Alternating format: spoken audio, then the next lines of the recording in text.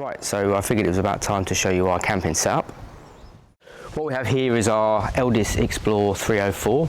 So it's a 4-berth, and I think it's one of the lightest 4-berths on the market. In fact, it might be the lightest 4-berth on the market. I think there's a couple of other options regarding 4-berths. I think there's the Bailey Discovery D44L, which is a fairly new one, and then I think there's the Basecamp 4, both of which are 4-berth caravans, similar to this, but I think they're a couple of centimetres larger. So this one is, I think, the smallest 4-berth you can buy on the market. I know it doesn't look like a 4-berth, because it's very, very small. The reason we chose this model was because of how small the Caravan was. So it's 5.5 metres from the front of the hitch right to the rear of the Caravan.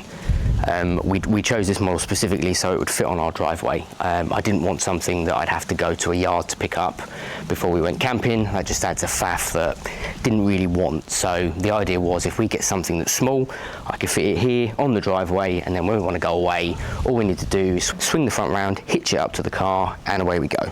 So that was kind of the idea around getting something that was fairly small. I also didn't want something that was massive on the back of the car. I wanted to tow something that was small. You know, I don't want to be rounding corners with a 7-metre Caravan on the back, and I didn't want to have to reverse onto pitches with larger caravans. So we bought this model, Elddis Xplore 304, 5.5 metres. I think it weighs 1,043, fully laden is the maximum weight of the van. I think it's 860 something with empty from the factory. I'll put the figures up here in the corner of the size of the van and its weight, but the idea is that we wanted something small that we could just stick on the driveway, load up and tow away.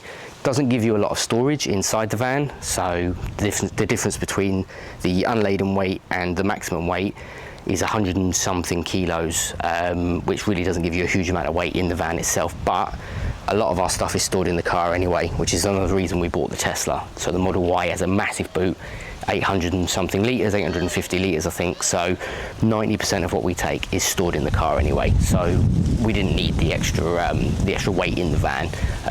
A lot of it's just what come in the van, plus a few extra bits, cutlery, pots, pans, etc. I'll show you the interior later. As I say, it is a 4-berth, so there's 2 bunk beds, and there's an L-shaped sofa which turns into a double. Not a huge amount of room inside, but there's only 3 of us. So what we do is we have an awning on the front. It's 2.6 metres wide, I think, the awning, and that goes on the front in the awning rail, gives us a bit of extra storage space outside. I'll put a picture up of the van with the awning on the front of it. So that gives us a bit of outdoor storage. We cook outside when we can generally, but you know, there is obviously an oven and a grill etc inside, but the mess and the smell is not really something we wanted, so we generally try to cook outside. Apologies if the audio is not great, it's fairly windy today. I've got the little windsock, I don't know what you call it, this little thing here on top of the mic, so hopefully it's not too bad, but it's a fairly windy day today. So in terms of security, there's 3 items fitted to the van. The first is a large chain, as you can see there, which kind of goes around the wheel.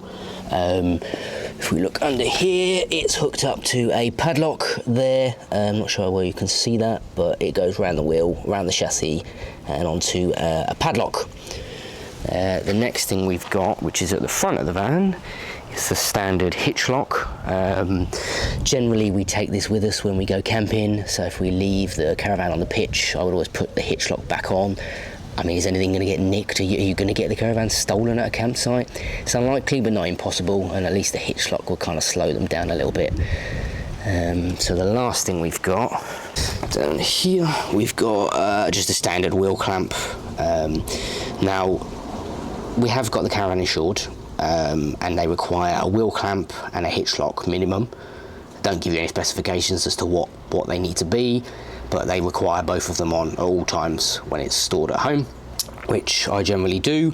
The only time I wouldn't do that is if I was obviously moving it, but they're on most of the time, or all the time, especially overnight. I mean, if somebody wants to steal it, they're going to steal it, let's be honest, so they will just angle grind off the chain and the 2 locks, and they will steal it, but I'd like to hope that the 3 of them does slow it down, and it might mean that we can hear them, especially if it's overnight and they're trying to use an angle grinder. You're generally going to hear that. So we're in the house most of the time. We both work from home on and off, so there's rarely nobody here. so chances are we'd hear if they tried to steal it, but again, nothing's impossible, hence why you have insurance. Right, so let's have a quick tour of the inside of our Caravan.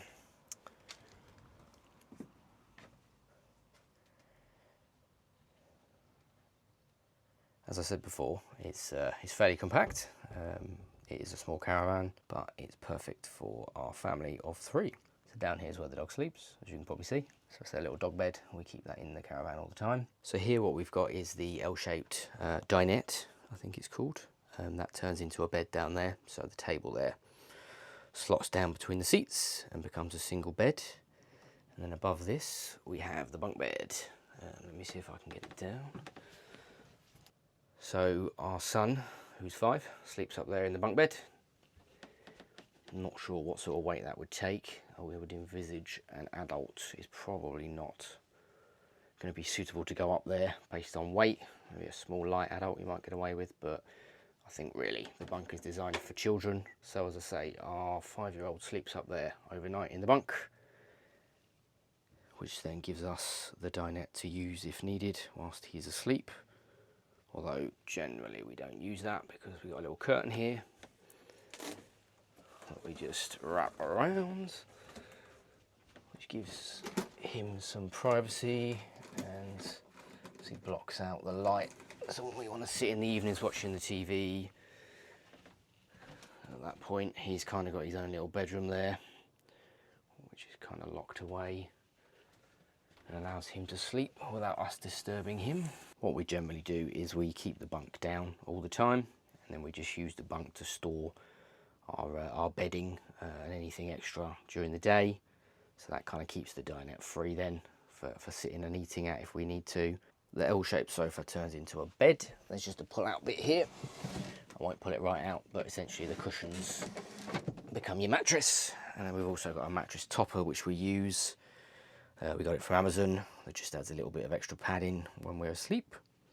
As you can see there's a TV on the wall.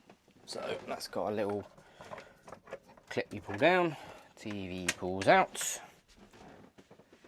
And then obviously there's an aerial on the roof, which gives us the ability to watch terrestrial TV.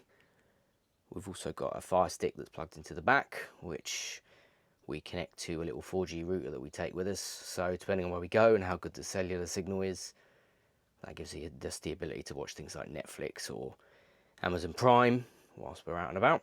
Caravan's got a fair amount of storage, despite being fairly small. So up here, lots of cupboards for storage. You'll see there is our little 4G router that we use. See, this here is the aerial for the terrestrial TV. Generally we pop that up and I use a little app that tells me what way to point it to get the best signal. And then there's a little radio CD player, which we don't really use. This is kind of the kitchen area. So you've got sink, which is handy. 3-ring burner, which runs off the gas. Oven and grill, which also runs off the gas. And then various drawers. So got some emergency bits in there. Spirit level to make sure the van's level. Fire extinguisher. Screwdrivers, paracetamol, just some bits and pieces, some spares. And cutlery drawer. Other bits and pieces. Pots and pans at the bottom. And then up here we've got our crockery. So at the back of the van we've got the toilet and shower. The aqua rolls in there at the moment. We use that to store it when we're on the move. Now it is very small. We don't actually use the shower. We generally use the campsite facilities because trying to shower in there is difficult. Even as people that are not very big, it's still a struggle. So we simply don't use the shower, but we obviously do use the toilet and we do use the sink for washing of hands. I guess the last thing to show you would be the fridge. It's a fairly decent sized fridge with a little freezer compartment at the top.